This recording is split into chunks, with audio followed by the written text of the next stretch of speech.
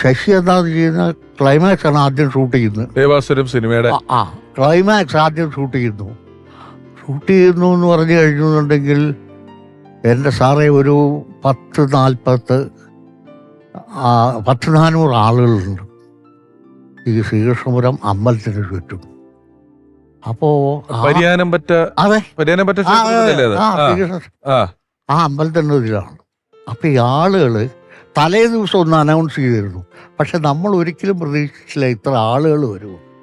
എന്തു ചെയ്യാൻ ഇത്ര ആളുകൾ വന്നിട്ടുണ്ട്. ആകെ പേടി. 2 പോലീസുകാരുണ്ട്. അവര് ഒരു ഭാഗത്ത് ഷൂട്ടിങ് കാണാനായിട്ട് നിൽക്കുകയാണ്. ഞങ്ങൾ അവിടുത്തെ ഊട്ടുവരയിലിരിക്കുന്നു, എങ്ങനെ ഷൂട്ട് ചെയ്യും എന്ന്. അപ്പം ഞാനിങ്ങനെ ഇടയിൽ കൂടെ നോക്കുന്നുണ്ട്. ആളുകളൊക്കെ സൈലൻ്റാണ്. ഞാൻ നോക്കുമ്പോണ്ട് അവിടുത്തെ ആൽമരത്തിൻ്റെ മുകളിൽ IV ശശി ഇരുന്ന് ഷൂട്ട് ചെയ്യുക. ഒന്നും അറിയുന്നില്ല. ഉണ്ണി താഴെ നടക്കുന്ന സംഭവങ്ങളെ പറ്റി മരത്തിൻ്റെ കൊമ്പത്തിരുന്ന് സുഖമായിട്ട് ഉത്സവം മുഴുവൻ ആ സിനിമ കാണുന്നത് അകത്ത് വെച്ചിട്ട് എനിക്ക് ജീവിക്കണം, സ്വസ്ഥമായിട്ട് ജീവിക്കണം, അതുകൊണ്ട് ഈ കൈ ഞാനിങ്ങ് എടുക്കുക എന്ന് പറയുന്ന സ്ഥലമൊക്കെ അകം തന്നെ സെയിം അവിടെ തന്നെ ആ അമ്പലത്തിൽ തന്നെ അതിൻ്റെ ഇത് തന്നെയാണ്. അപ്പം അത് കഴിഞ്ഞിട്ടാണ് അത് നമ്മൾ 2 ദിവസം കൊണ്ട് ഷൂട്ട് ചെയ്തു.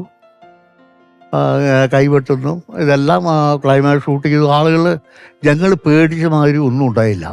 പക്ഷേ ഈ ഊട്ടുവരയിലാണ് ഞങ്ങളെല്ലാവരും ഇരുന്നത്. ലാലും കൂളമായിട്ട് ഇരിക്കുന്നത്.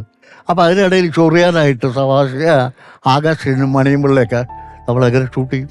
പ്രശ്നമാണല്ലോ. അപ്പം ഞാൻ ഇത് കേട്ടാൽ എനിക്ക് പേടി വരാതിരിക്കില്ലല്ലോ.